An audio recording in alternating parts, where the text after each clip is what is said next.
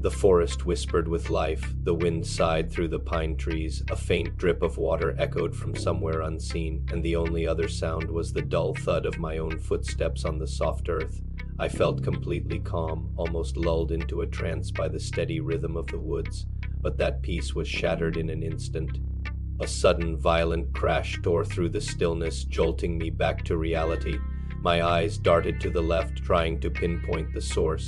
The bushes trembled, shaking as if something huge was moving within them. Then she emerged, a massive brown bear, her fur bristling like gathering storm clouds. Her eyes, fixed on me, burned with a terrifying mix of fear and fury.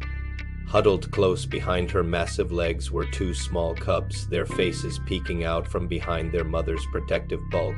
I stopped breathing, every muscle in my body froze. The mother bear rose to her full height, a truly awe-inspiring sight, blotting out the green of the forest around her.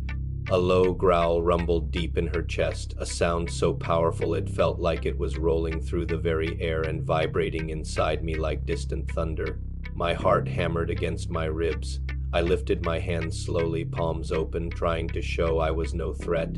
"I don't want any trouble," I managed to say, my voice shaking uncontrollably. She didn't seem to hear me, or maybe she just didn't care. She took a step forward. Her long, sharp claws dug into the damp earth, and I could see the powerful muscles rippling beneath her thick coat. The wild, musky scent of her fur hit me, a raw, primal smell that underscored the sheer weight of her presence. I took one careful step back, then another. My movements were slow, deliberate, trying not to make any sudden moves that could be seen as a threat. One of the cubs let out a tiny, frightened whimper. The mother bear paused, her head turning slightly toward the sound. For a moment she seemed torn between her instinct to attack and her need to protect her young. The air was electric, so thick with tension I could practically taste it. The only sound I could hear was the deafening pound of my own heartbeat. Finally, after what felt like an eternity, she snorted a sharp, explosive burst of breath through her nose. She lowered herself back onto all fours, turned her massive body, and with a gentle nudge guided her cubs away into the dark, dense woods. The forest simply swallowed them whole, and they were gone as quickly as they had appeared. I stood there, trembling, my lungs burning for air I'd forgotten to breathe.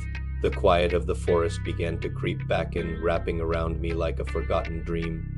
It was only then that I realized my hands were shaking violently, the immense weight of what had just happened, the sheer luck of my survival pressing down on my chest.